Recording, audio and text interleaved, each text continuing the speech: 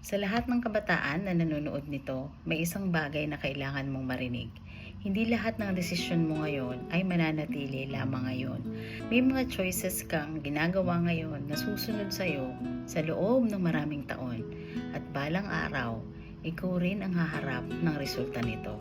Alam ko madaling sisihin ang edad. Madaling sabihin na bata ka pa. Madaling sabihin na nag-e-explore ka lang. Madaling sabihin na normal lang ang pagkakamali. At totoo naman, lahat tayo nagkakamali. Pero wag mong gamitin ang pagiging bata bilang dahilan para takasan ang responsibilidad. Kasi ang maturity ay hindi nasusukat sa edad.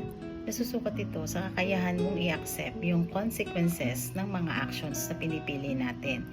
Bawat salita may epekto, bawat aksyon may resulta, bawat ugali may direksyon na dinadala sa buhay natin. At kung gusto mo magkaroon ng magandang future, simulan mong seryosohin ang mga desisyon na ginagawa mo ngayon.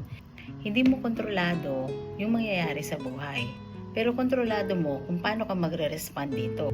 Kontrolado mo ang karakter na binubuo mo, kontrolado mo ang mga ugaling inuulit mo araw-araw, at iyon ang mga bagay na unti-unting magmumold sa'yo sa buhay na gusto mo. And remember this, ang totoong freedom, hindi yun yung ginagawa mo lahat ng gusto mo. Ang totoong freedom ay ang kakayahan mong piliing gawin ng tama kahit may option ka na gawin ng mali. At siguro kaya paulit-ulit tayong pinapaalalahanan ng Diyos tungkol sa wisdom and accountability dahil mahalaga sa Kanya kung saan tayo pupunta at kung sino tayo in the future.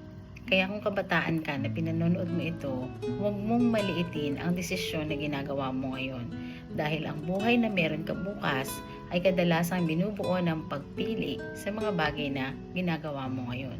At tandaan mo, hindi mo kasalanan ang lahat ng nangyari sa buhay mo. Pero responsibilidad mo kung ano ang gagawin mo mula rito.